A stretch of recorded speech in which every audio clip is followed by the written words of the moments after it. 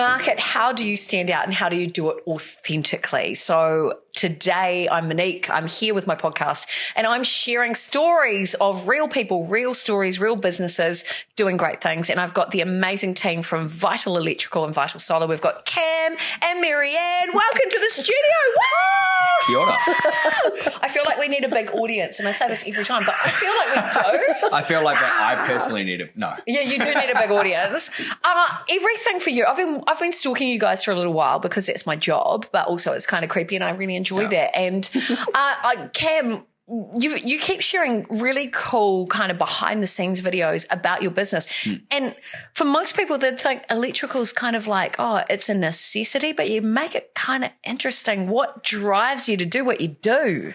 Well, electrical is a necessity. It's not really interesting. So what we're trying to do is, what I'm trying to do anyway, is make it interesting for myself. And by going down that journey, I've learned that the sustainability side of it has been my biggest driver moving forward now.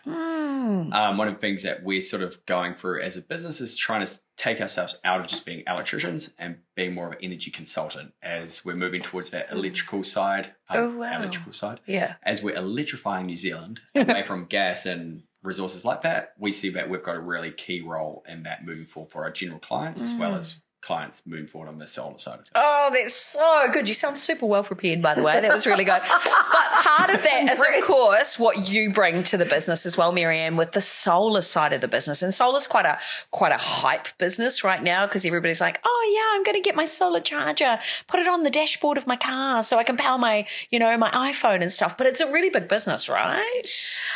It's definitely something that people are interested in. So we're in a very big educational phase because when people think about solar, they think of maybe other experiences that may not be the same as what is being offered currently in the market now, which is the energy side of things. Traditionally, like you're saying, the solar lights or the solar little thing that kind of gimmicky back in the day. So when they want to come into powering their home and from a price point of view, they're like, what? I didn't expect it to be like that because it was always so maybe cheap and cheerful. Whereas the whole solar energy is actually quite serious. Yeah, and quite cost saving. Well, yes, absolutely. There is that kind of future proofing side of things because, you're essentially being part of your own energy company yourself. Your home and your property is... You are your own energy. So you'll have the grid, you'll have Vector, you'll have a little bit of who you're doing with like a Meridian or a Mercury, and then your third person will be yourself. Oh, I love that because I'm all about the energy you bring into a room. Yeah. So maybe one day I can supercharge myself and maybe power my entire house. But let's get back to you guys because it's not all about me. I want to find out, Cam, how did you get into this? Because like you've had quite the interesting career, including, and I'm going to out you right now, being in a boy band. Yeah. How did all of this happen, mate? How did this happen? What's the story? What is the story? It all started, I guess, as a young kid with no direction. Really? Yeah. Not one direction, no direction. Yeah, no direction. That's the other band. The whole thing really started as, being young. I was interested in the electrical side of things for other reasons. I sort of pitched it when I didn't have much to do from a family friend as a career path that we might be able to take that could link me into people within the music industry actually. At the time it was, hey, maybe you could be a guitar tech or maybe you could do this sort of stuff and you can make a career out of this. And realistically in New Zealand, that's not going to pay your bills. Try being an actor. Try being an actor. What do you do when you're an actor? You work in hospo or retail. Exactly. And I did the same thing. Moving to Australia, I was still trying to keep my career going on the electrical front. That didn't really work out too well, or because I was constantly trying to tour and stuff like that. So you end up working those sort of jobs, as you say. Then as I sort of got, not older, but got an opportunity to come back here, we're sort of wrapping up things in one band. And I went, okay, well, it's probably my opportunity to come home. It would have been about 2008. Obviously, GFC hit. Oh, yeah. Work went back to Australia, another electrical job over there, came back, eventually got into the electrical side. And I always had that sort of interest in, when I was in Australia around 2012, it would have been, one of the big things that I saw was the solar industry was sort of starting to really kind of bubble. Yeah. And I came back to New Zealand in 2013 and there's nothing here about it. No one had any idea. in Australia it's this big thing, and it's like, yeah, but let's be honest, New Zealand does. I love New Zealand. It's great. It's a great home, but we are a little slow at adopting new things. We But are. that's okay. That's okay. Which is crazy. We consider. We can be early But adopters in some things, though, which right? is crazy to me, and I use the FPOS thing as such a good example. Because first country in Guinea the pig. world. We were the guinea pigs. We were. Yeah, and Yeah. we're such a country of a certain population size that should be used as a trial run, as bad as it sounds. We should be, and we should be open to it. I had a meeting the other night with someone who's quite high up in the government in the islands, and they were saying that's how they approach their things now. They're quite progressive in their energy storage. They're quite progressive in anything like that because they're getting offered a lot from overseas, and they're able to take that on board and utilize that sort of early adapter stage to be able to leverage test it. themselves and test it. And it's getting them up quite a lot. Whereas in New Zealand, we're quite worried about that side of things, of us being in that sort of category, which is quite weird. We're kind of like we're not quite the big brother, we're not quite the little one. We are the middle kid between a lot now. So we're like the Gen Xers, kind of, you know, the lost generation. Yeah, 100%. All these people arriving at the door.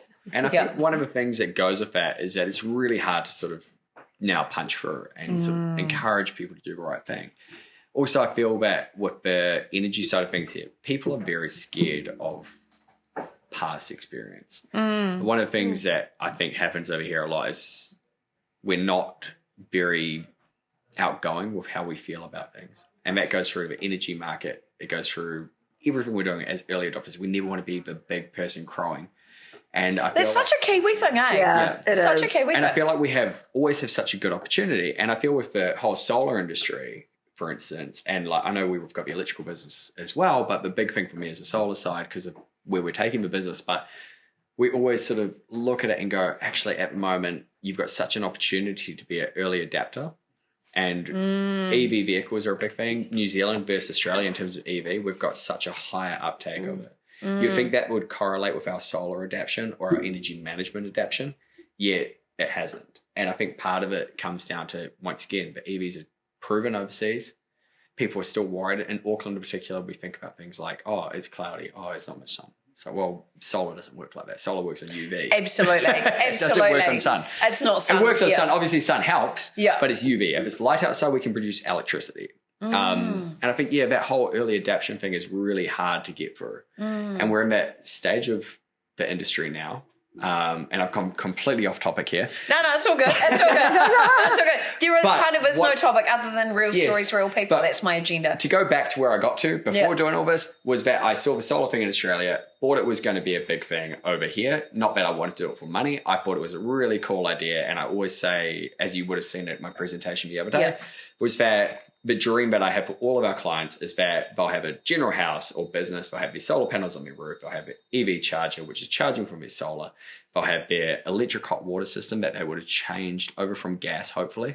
They'll have electric cooking, they'll have electric everything, and pretty much they'll be creating their own power within their home. So I love that. The whole individual thing is a very Kiwi thing. Absolutely. And yet we haven't quite got there yet. When you're talking about that, all I could think of was The Lion King and the Circle of Life, because it's effectively kind of what you're doing, eh? It is. It's, you're utilising the sun potentially to charge your own house, to charge your own life. I think it's quite phenomenal. Yeah. Why is that a passion? I think the whole thing, like, I'm not a greenie at heart. Maybe you are. I think I am, more than I realise. But I get sort of at that point where I'm like, if we can encourage everybody to do their little bit, especially people that are in a position to do their little bit, that's going to stem through to the others. And one of the key things that I've realised in the last sort of year was that every little thing we do impacts a customer. If a customer takes on a solar system for us or, buys an EV charger from the electrical side of the business or something like that, all those things lead into, one big picture. They are all interlinked somehow. So I think the real passion for me comes from one of the stats that we saw the other day. And once again, this is really recent, so it's not my passion, but one thing that sort of reiterates why we do what we do is that today you're looking at things on the news such as like oil prices are going through the roof. Massive. You've got this going through the roof. Energy bills, your power's going to go double in the next 5 years, which things is a like huge... the tax that may be applied to petrol here, so that we've got better infrastructure. Yep. You know, that's going to affect everything. So there's all that sort of things coming into play now. And as a country like New Zealand, so much of our infrastructure is built off that sort of things. But so much of our costs that come into the country are from freight. They're from, like, at the moment, every vehicle that's driving around in the streets is from fuel that we've imported from overseas. Yeah, that's right. So if we can somehow get rid of that, that'll bring down our prices across the board, which will, in general, even if you're not an EV adapter, will hopefully those cost savings will come onto the end line consumer. For someone like for you sitting in the seat that I'm in, where I'm and we highlighted this before, my cougar life, where I'm old. Not that I'm trying to hit on you because it would be weird, but sitting here at this stage of my life, why is it so important to you? You're only in your 30s. Yeah. Why is that important to you? Why is it important to me? Because I talk to guys now that have kids and stuff like that, and they highlighted a really key factor that when their kids are 20, they're not going to own a vehicle with a normal engine, that we know. And that's such a big thing. How are we going to correctly implement that into the world?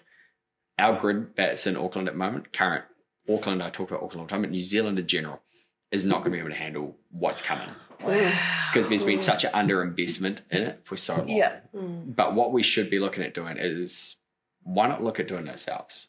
If you're looking at like a solar system, which is very misleading. But if you look at a solar panel system for your property and you're looking at the current payback, and one of my pet hates in the industry is people calculate everything on payback. We can manipulate that so easily.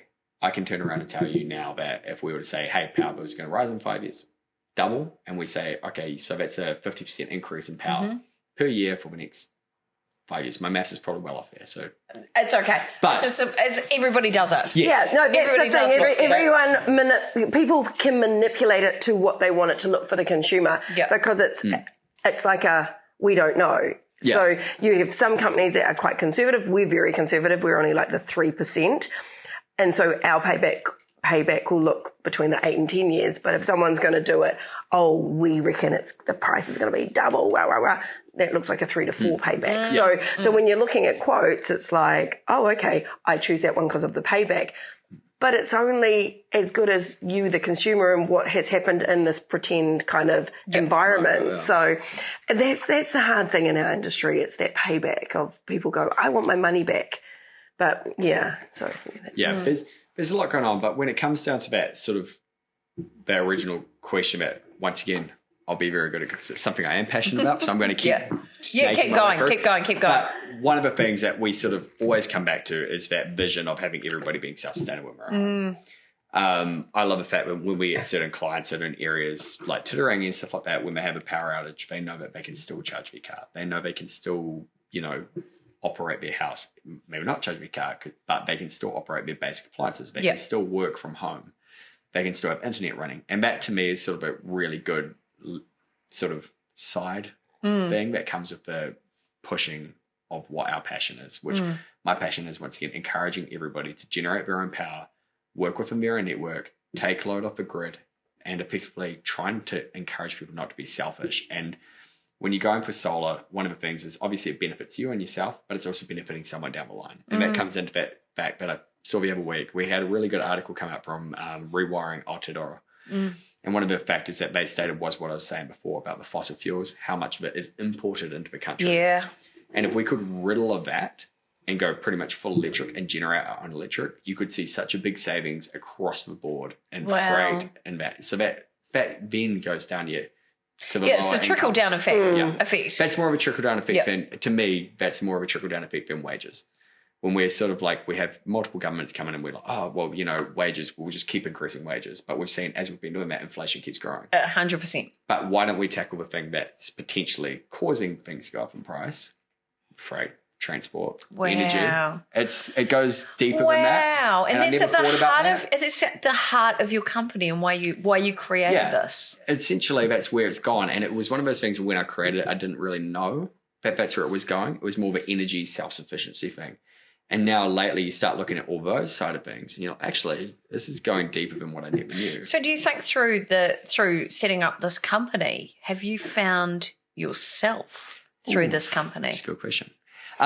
Yes, a little bit. In terms of that, I think at the forefront of our companies, we like helping people at the most we can do.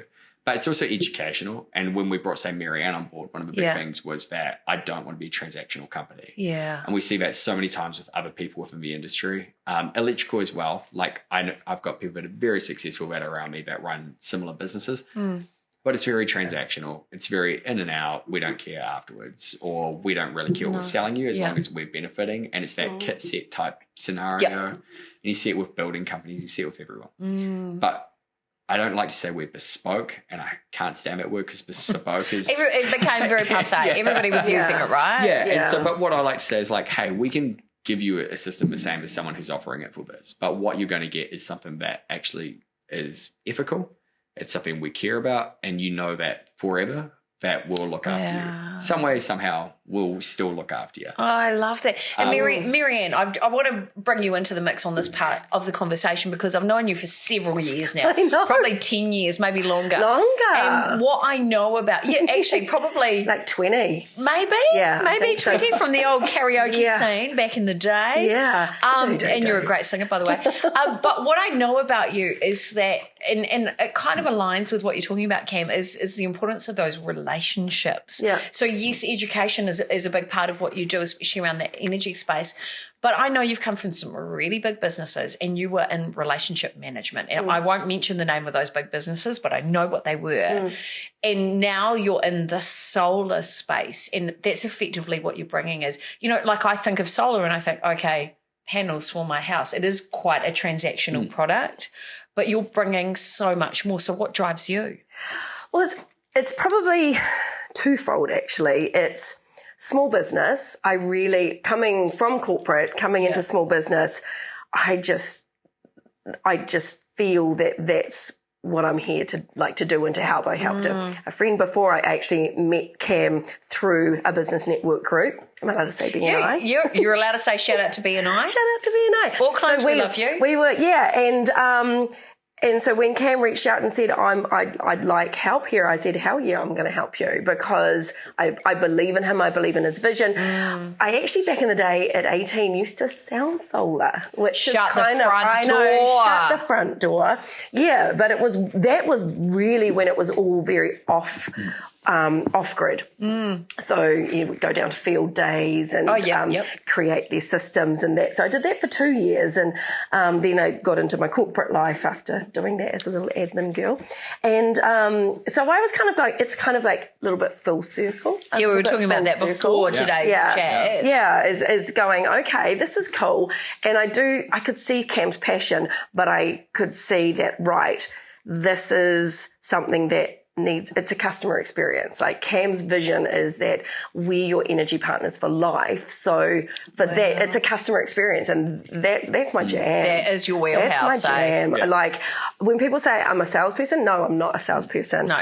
I just want to make sure that they get all their information and I help them. And if they want to buy off us, then that's like... You'd like to help them do that. Then yay. And also if they choose someone else, at least I've done what I've helped them in educating them. And if they've had to do what they do, then that's all good. But at least I can go, job done. They've not just gone, oh, it's all about the price. They can be like, oh, okay, I understand this, understand that. And also we are a premium product. My past life has been premium, so I would never work for anything that wasn't premium. And I'm all good with that. That people can walk away because they go, hey, it's not my jam. And as I'm sitting here listening to this and having known you, of course, I know you are amazing and vibrant and you're a natural connector and stuff like that. And coming across this business, this is a different business from the businesses you've worked with before. So why Cam and why this business? Because he was so passionate. He was so passionate about where he wanted his direction. Also, he had a great network of people to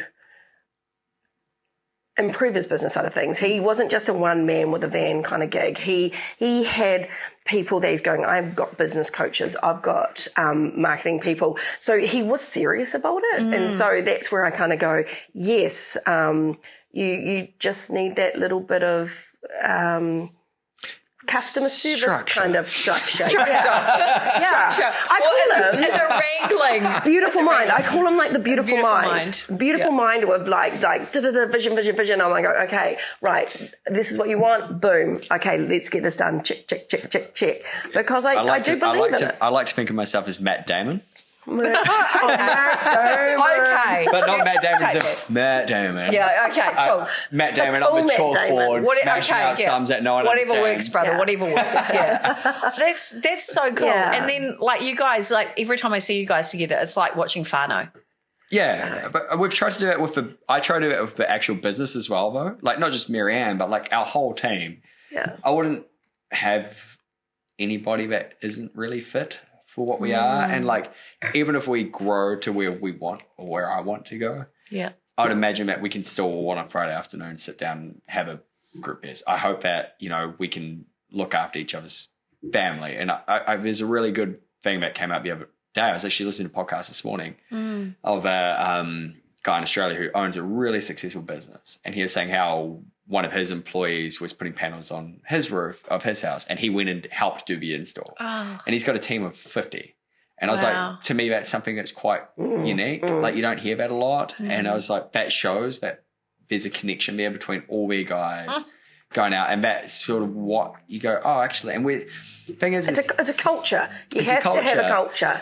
And we have it here where it's like, we have it here. And what annoys us in the electrical industry and the solar industry is so sales based. It's not really like, there's so many companies out there that only will sell a product. They're guys that have never had an electrical job in their life, never been in the industry. They buy a franchise. They go out there and start selling panels. If you were to ask them why they're doing it, chances are Money. It's for money. it's flavour of the week. Yeah. And we always have it when it's really funny with it when we have Australian distributors come over.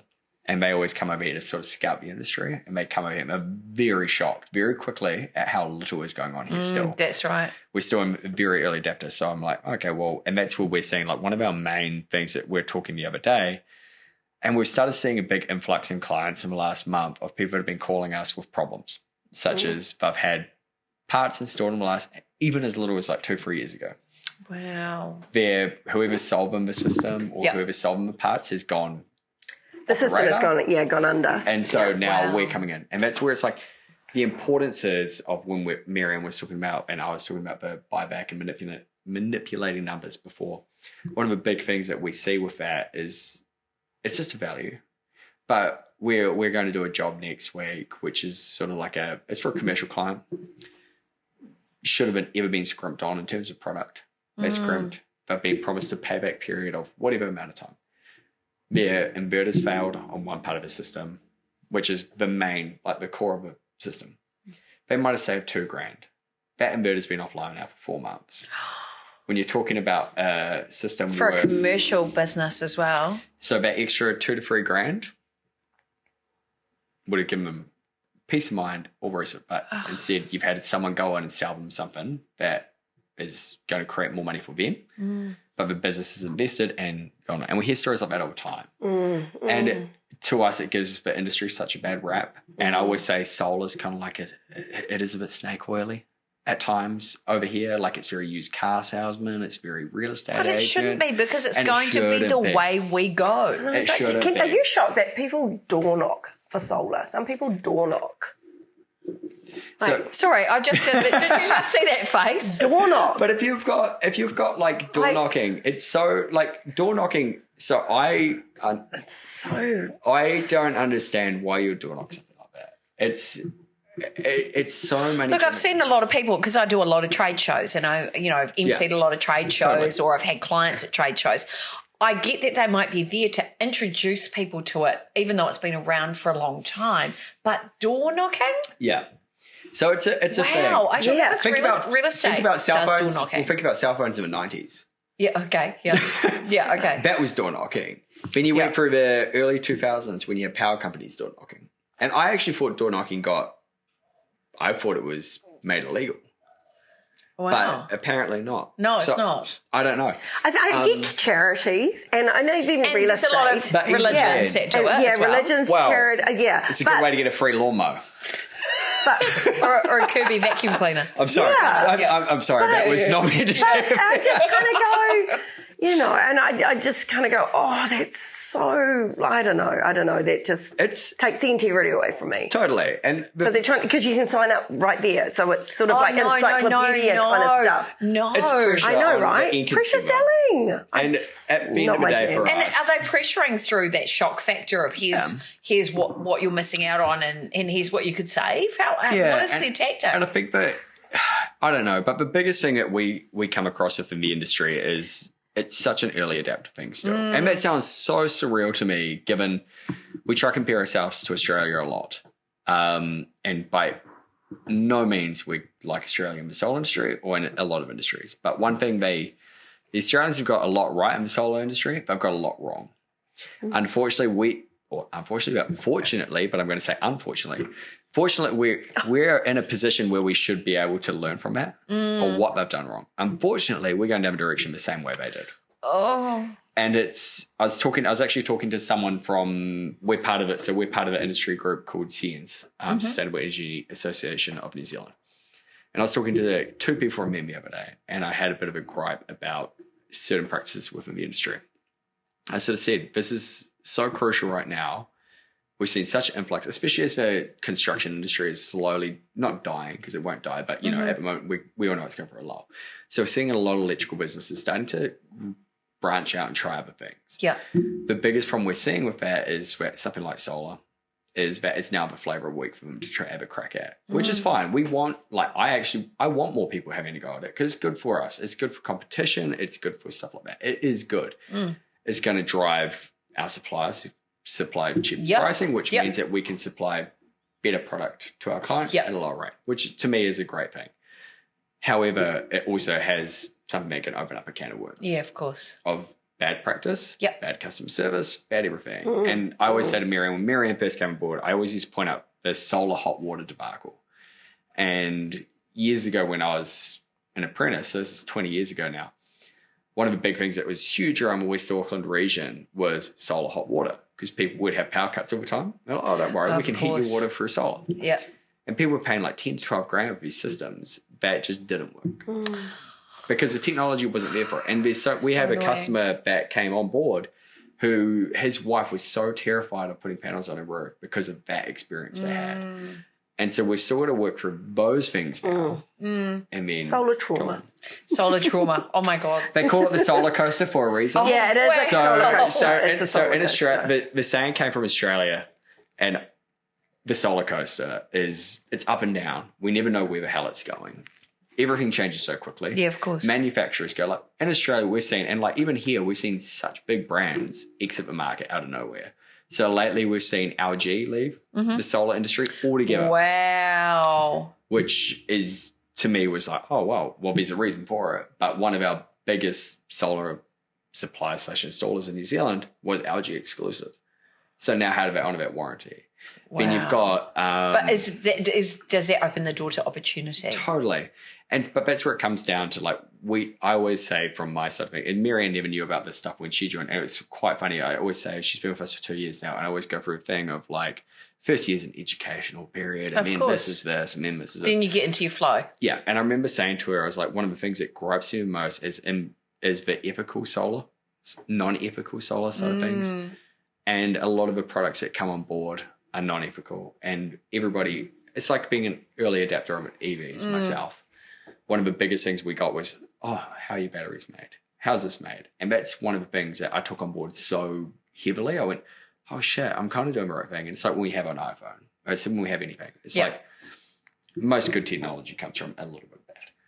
But however, if we can get some good out of it and push it away, and we have the knowledge to do that, why would we not do that? I absolutely agree. You know? I absolutely agree. And so there's an article in the New Zealand Herald the other day that kind of flunked me quite heavily and kind of pissed me off, was that solar is getting cheaper and cheaper. Yeah. And it's because there's a massive influx of things coming from China. Yeah. However, one of the things that I always point out, and I said to Maryann, I got out of our BNI the other morning, and I saw the article, and I went, oh, this fucks me off so much, part of my language. Yeah. But I turned around and I went, this really does piss me off. I said, there's a big article, which is really good. It's encouraging solar because it's getting cheaper. What they're not saying is why it's getting cheaper. Yeah, interesting. And it's interesting. that ethical side of things is the China production thing. And there's areas in China that produce really good stuff. They do some great work. And they monitor their ethics in terms of they don't have children making panels. They don't have people working. And that's important. There's certain regions, not the whole place. Yeah. And so that's a big part of why it's getting cheaper. Yeah. And so we've got to factor that in as well. And so with our business, one of the biggest things is it's about being more aware, though, right? It's the origin story. Yeah. The origin story. We are going to take a quick break because we're just about to wrap up. Are they here? Okay. And I know. Finally, Maryann, as somebody coming on board with your big background, your big corporate background, what would you tell people? What business tip or vision would you share with people about their business or something that you've learnt over your journey in corporate that you would consider is helpful to anybody launching a business, thinking about showing up in their business, all of that stuff? Because you show up all the time. What's the tip? It is having a connection with your customers. And if you don't naturally have it, make sure you have somebody that does. Oh, that's so good. That's so good. And finally, a tip from you, Ken. I was going to say, you know what is said about that? We had a conversation yesterday, was that like I've kind of positioned the business into having like multiple people that do things that I don't do well. And that sits so well with that. It's like, I know I'm not perfect with dealing with clients. I know I get irritated easily sometimes. So I've put people around me that can deal with that. Oh. And that's sort of how you manage it. Yeah, I love that. Well, thank you guys so much for coming in. I have so enjoyed our chat today, and you guys are amazing. Vital Electrical and Vital Solar, Cam and Maryann, you guys are amazing. Yay! Lava! And thank you to you for listening or watching. If you're watching this on YouTube or whatever your platform you're watching on, you are amazing. Keep telling stories because stories matter. I'm Monique Bradley. Over and out. Peace out. Bye.